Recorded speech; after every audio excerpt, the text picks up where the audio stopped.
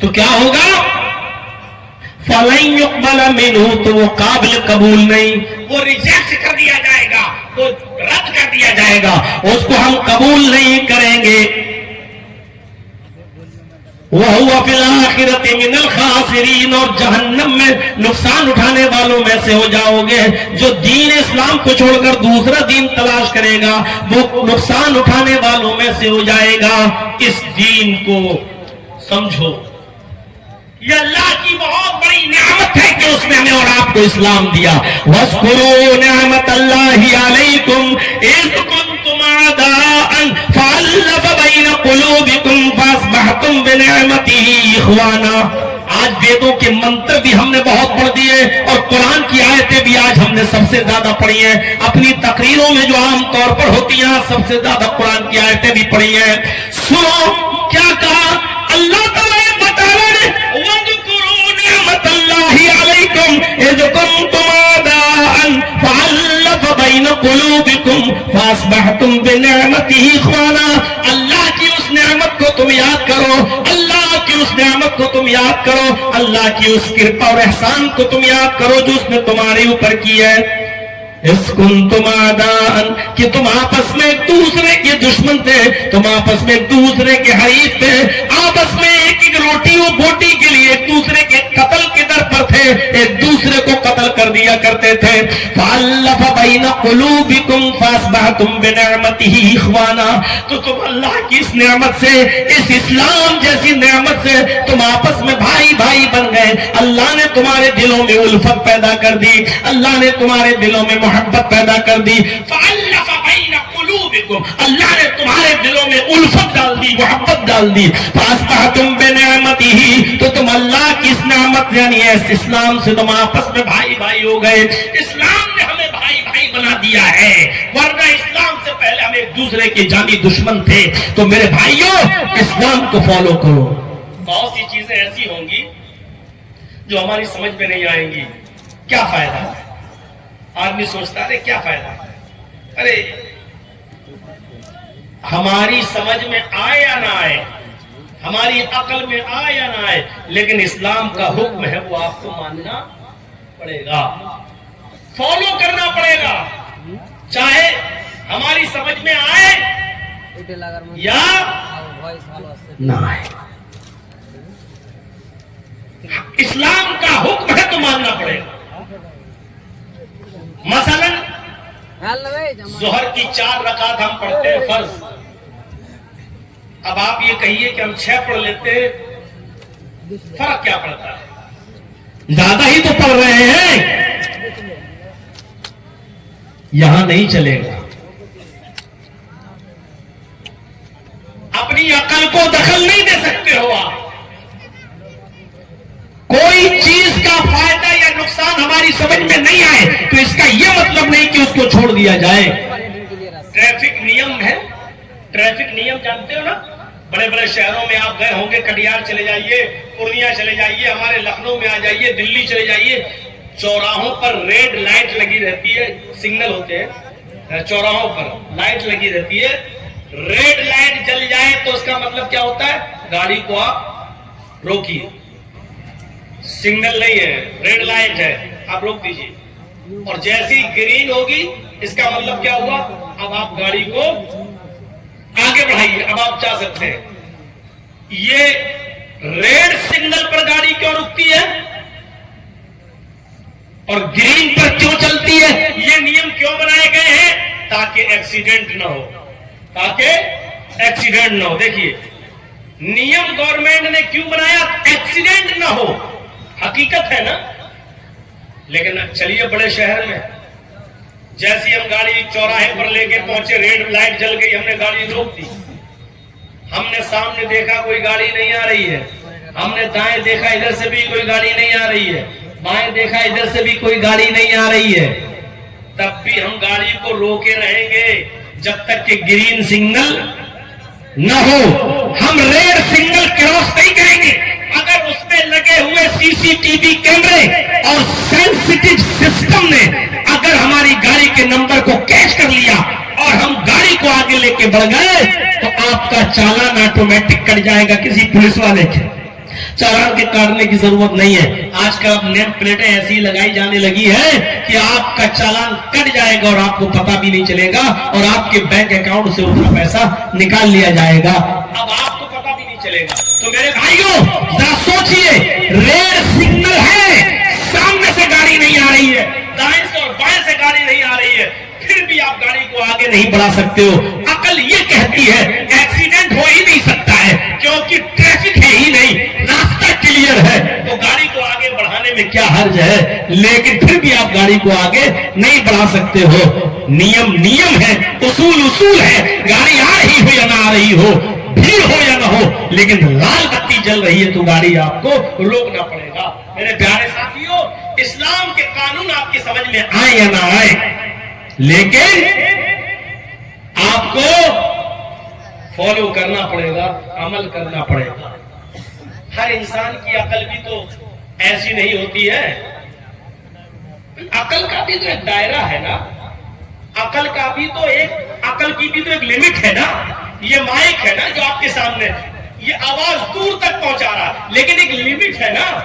इस माइक की आवाज कटिहार तो नहीं जा रही है, इस माइक की आवाज पूर्णिया तो नहीं जा रही है, इसकी एक लिमिट है। आपके पास आंखें, आंखों का काम है देखना, लेकिन इसकी एक लिमिट है। आप कहां तक देख सकते हो, हमारे सामने जो लोग बैठे हो थोड़ा सा और आगे, लेकिन कटिहार को तो हम नहीं देख रहे हैं ना, पूर्णिया में क्या हो रहा है उसको तो हम नहीं देख रहे हैं ना, अमेरिका और इंग्लैंड में क्या हो रहा है इसको तो हम नहीं देख रहे हैं ना, क्योंकि हमारी आंखों में उतनी ताकत है ही नहीं। कान हमारे सुनते हैं, लेकिन उसकी एक लिमिट है। हम जो बोल रहे हैं वो आप सुन रहे हैं, लेकिन कटिहार में जो चीखें और पुकार हो रही है वो आपके कान नहीं सुन रहे हैं। पटना में जो चीख और पुकार हो रही है उसकी आवाज आप तक नहीं आ रही है, क्योंकि आपके कानों में उतनी सुनने की ताकत नहीं है।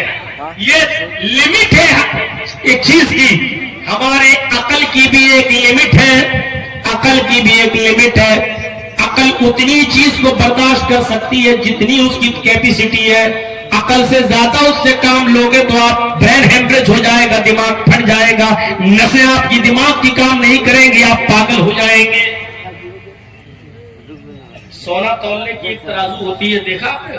सुनार की दुकान पर आप गए, आपने कहा भाई 2 तोला सोना दे दो, एक सोने का बिस्किट दे दो, तौल के देख रहे हैं 50 ग्राम, हाँ ठीक है, 50 ग्राम, 100 ग्राम, 250 ग्राम, 1 किलो तौल सकता है।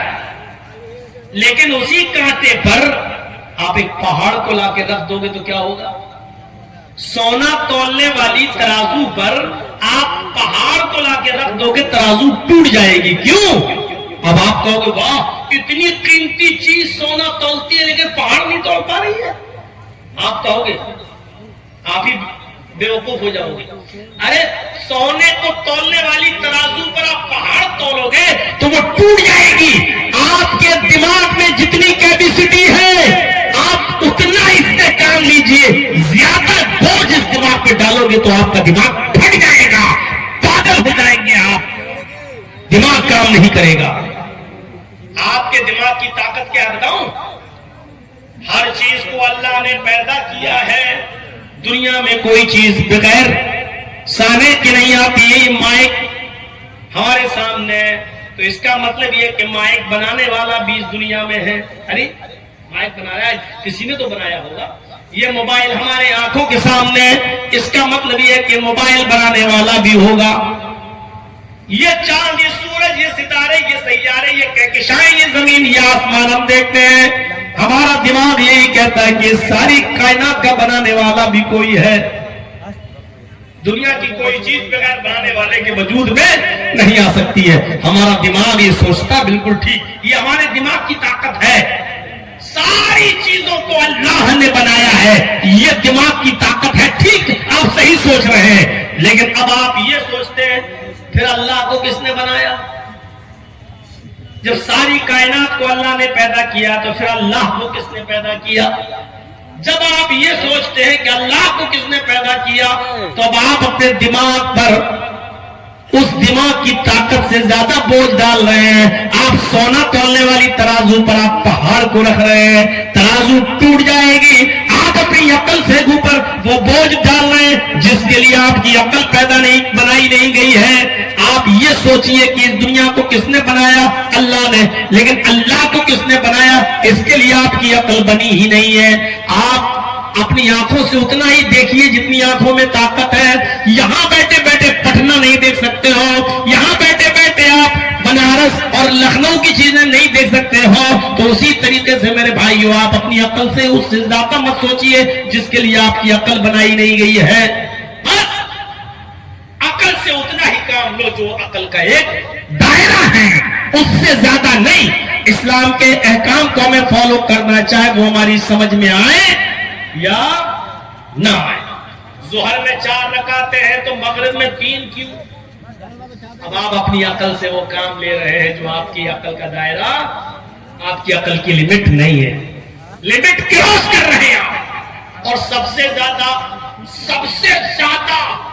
مشکل اور ہارڈ نماز ہوتی ہے فجر کی، تو اس میں 2 ہی رکعت کیوں؟ سب سے زیادہ مشکل نماز فجر میں اٹھنا ہے نا، تو فجر میں اٹھنا سب سے مشکل ہے. جب ہم اٹھ ہی گئے تو 2 ہی کیوں پڑھیں، 4 ہی کیوں پڑھیں؟ 2 سنت 2 فرض. ہم 10 پڑھ لیں؟ نہیں پڑھ سکتے ہو، نہیں پڑھ سکتے ہو. آپ صرف 2 ہی سنت پڑھو گے اور 2 ہی فرض پڑھو گے. مشکل نماز، رکعت کم. سنیچر اور اتوار، سوموار، منگل، بدھ میں آپ ظہر میں 4 پڑھتے ہو. اور اس سے بھی بڑا دن ہے، مبارک دن ہے جمعہ کا، جو ہفتے کی عید ہے، جو عید اور بقرعید سے بھی بڑھ کر ہے. اس میں اللہ کے نبی نے 2 ہی رکعتیں رکھی ہے جمعے کے دن. اب آپ یہ سوچو کہ جمعے کا دن تو اتنی اہمیت کا حامل ہے، پھر اس میں زیادہ رکعتیں ہونی چاہیے. ظہر میں 4 ہے لیکن جمعے کے دن 2 ہی رہ گئی ہیں. اب آپ اپنی کیوں نہیں سوچیے؟ جب کیوں سوچا؟ آپ اپنی عقل سے وہ کام لینا چاہتے ہو جس کے لیے آپ کی عقل بنائی نہیں گئی ہے. اس لیے یاد رکھیے میرے بھائیو، اپنی عقل سے زیادہ دباؤ عقل پر مت ڈالیے. سونا، کمپیوٹر میں کیا چیز فٹ ہے؟ کمپیوٹر میں آپ دیکھ لیجئے، کٹیار میں مغرب کب ہو رہی ہے، بھی آ گیا ہے. جو چیزیں اس میں فٹ ہے کمپیوٹر اس کا جواب دے گا. یہاں بیٹھے بیٹھے لکھنؤ میں کتنے بجے سورج ڈوب رہا، جواب دے گا. آج کٹیار میں کتنی گرمی پڑی، کمپیوٹر بتا دے گا. لیکن اگر آپ کمپیوٹر سے یہ سوال کریں کہ جہنم میں کتنے لوگ جل رہے ہیں، اے کمپیوٹر جواب دے، تو کمپیوٹر جواب نہیں بلکہ غلط جواب دے دے گا. کیوں؟ کیونکہ کمپیوٹر میں سے آپ وہ سوال کر رہے ہیں جو کمپیوٹر کا دائرہ نہیں ہے، جو کمپیوٹر کی لمٹ نہیں ہے. اسی طریقے سے آپ اپنی عقل سے وہ سوال کر رہے ہیں جو آپ کی عقل کا دائرہ نہیں ہے. اللہ کے رسول معراج پہ کیسے گئے؟ آج انسان ہوائی جہاز پر بیٹھنے میں ڈرتا ہے. جرجی صاحب کل آئے لکھنؤ سے کلکتہ اور کلکتہ سے باگڈوگرا ہوتے ہوئے اچانک اور ایمرجنسی ٹکٹ لے کر، لیکن 2 گھنٹے میں لکھنؤ سے کلکتہ 1 گھنٹہ 20 منٹ میں پہنچایا. سوچو وہ کون سا براق ہوگی جو بیت المقدس لے گئی، اور بیت المقدس سے رات آپ جنت بھی دیکھائے جہنم بھی دیکھائے، 6 اور 7ویں آسمان پر بھی ہو آئے، جنت بھی دیکھائے جہنم بھی دیکھائے، اور رات واپس بھی آ گئے.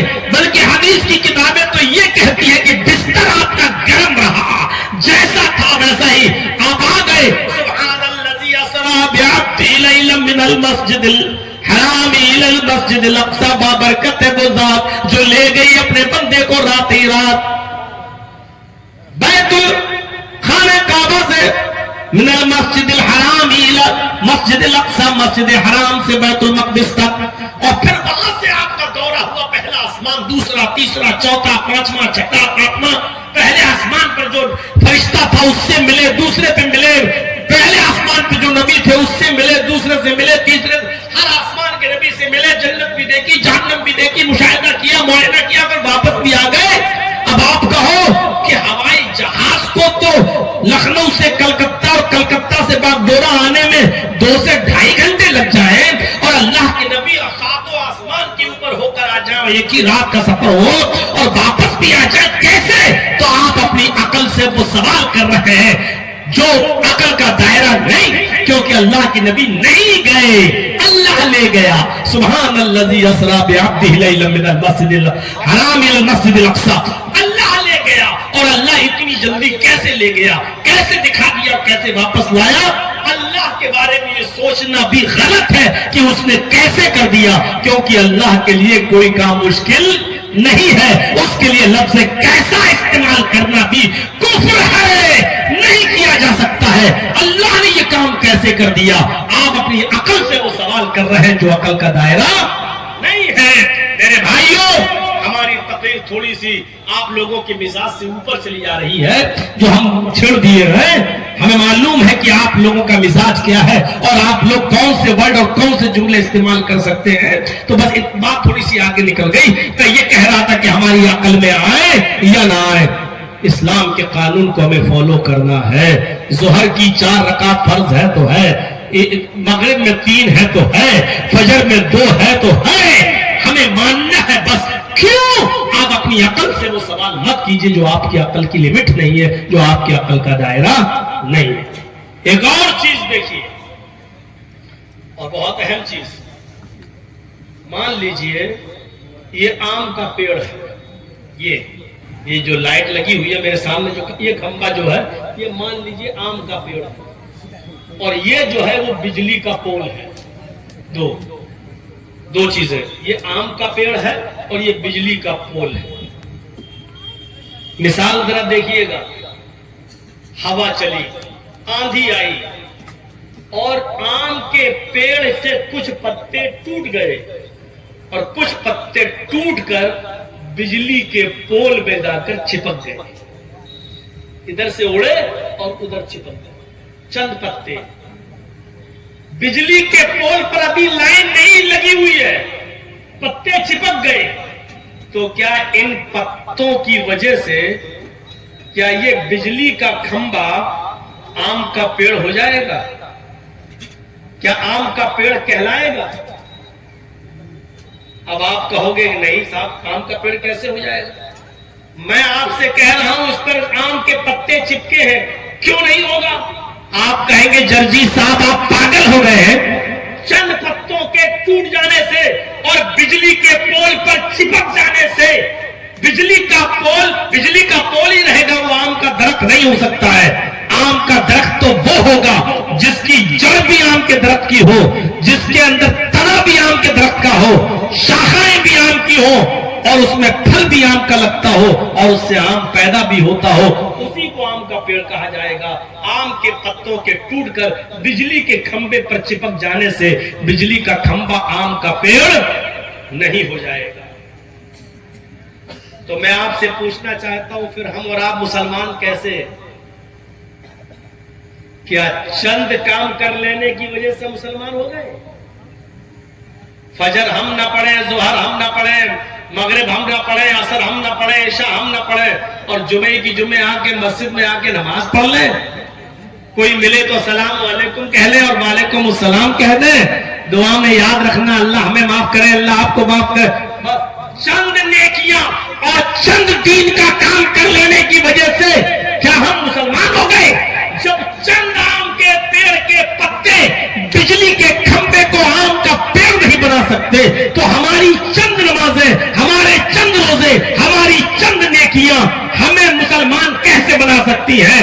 آم کا پیڑ وہ ہوتا ہے جس کی جڑ بھی آم کی ہو، جس میں پتے بھی آم کے ہوں، جس میں پھل بھی آم کا ہو اور جس کے شاخائیں بھی آم کی ہو، جو اپنے جڑ سے بھی آم ہو، اپنے پھل سے بھی آم ہو، اپنے پتوں سے بھی آم ہو۔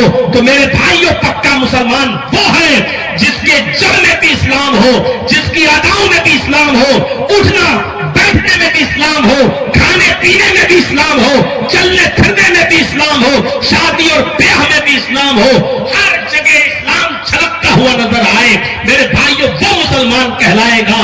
اٹھے تو ویسے جیسے نبی اٹھتے تھے، چلے تو ویسے جیسے نبی چلتے تھے، سوئے تو ویسے جیسے نبی سوتے تھے، کھائے تو ویسے جیسے نبی کھاتے تھے، شادیاں کرے تو ویسے جیسے نبی نے کر کے دکھائی ہے، اور نماز پڑھے تو ویسے جیسے محمد رسول اللہ نے پڑھ کے دکھائی ہے.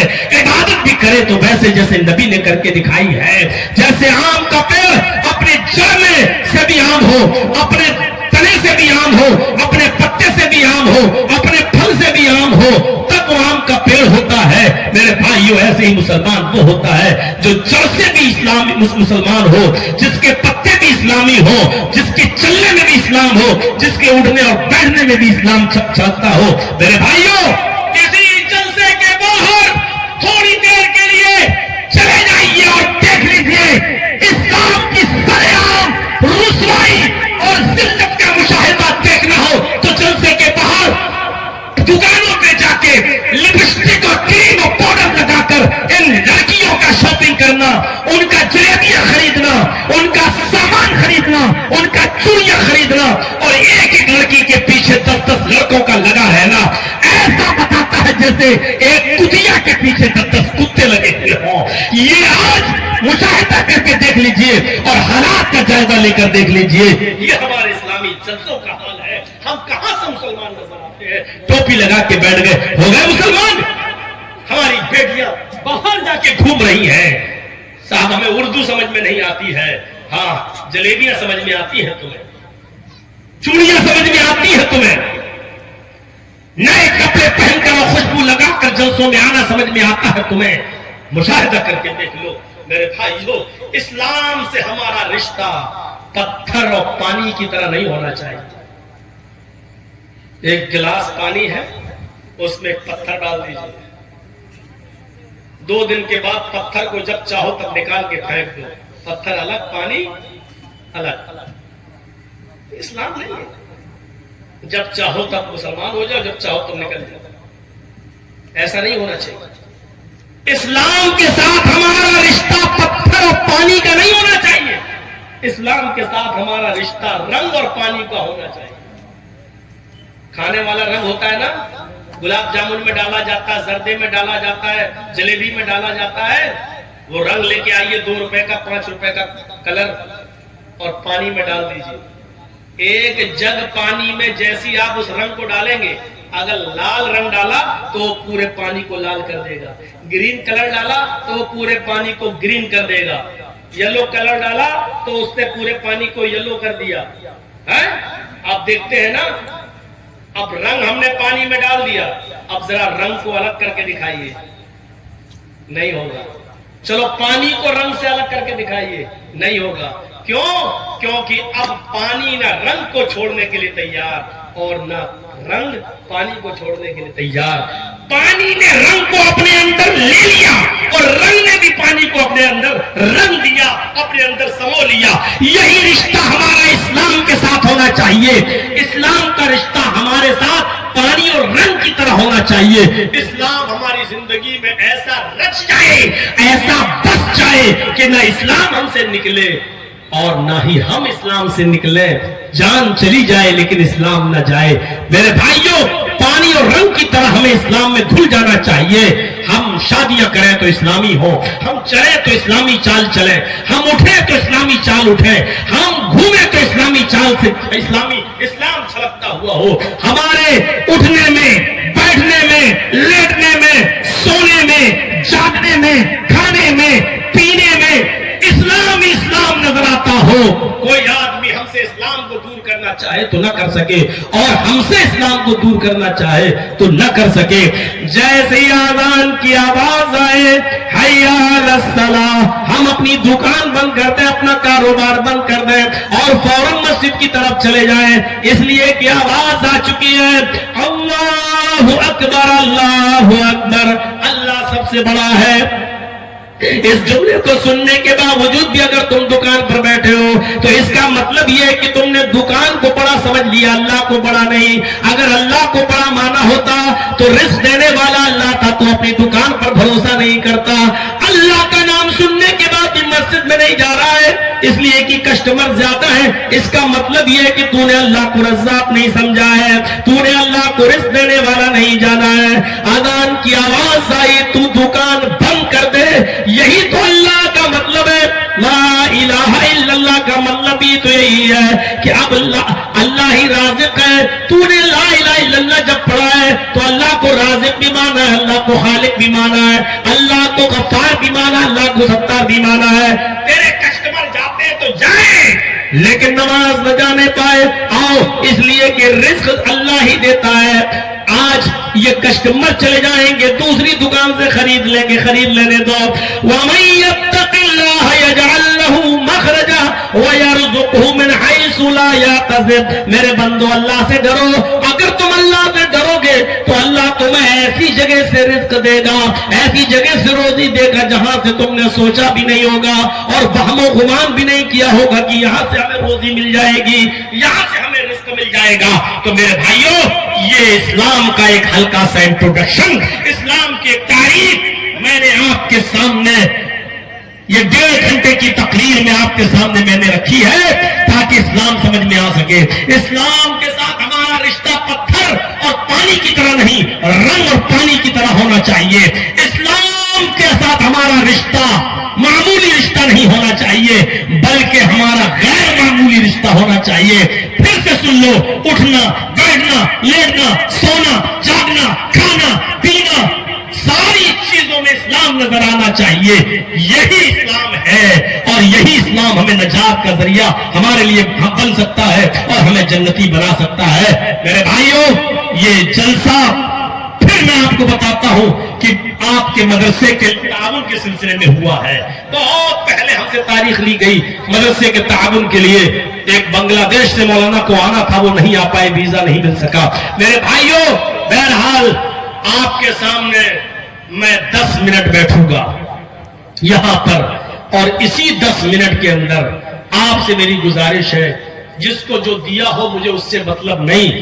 آپ مجھے تقریباً 28 سال سے اپنے علاقے میں بلا رہے ہو, بہار, بنگال, جھارکھنڈ, یہ آپ کی محبت ہے, ورنہ 1-2 سال کے بعد مولوی بدل دیے جاتے ہیں. لیکن 28 سال سے آپ کی محبت ہمارے ساتھ ہے. میں چاہتا ہوں کہ میرے ہاتھ پر بھی آپ کچھ مدرسے کا تعاون کریں تاکہ مجھے یہ لگے کہ مجھ سے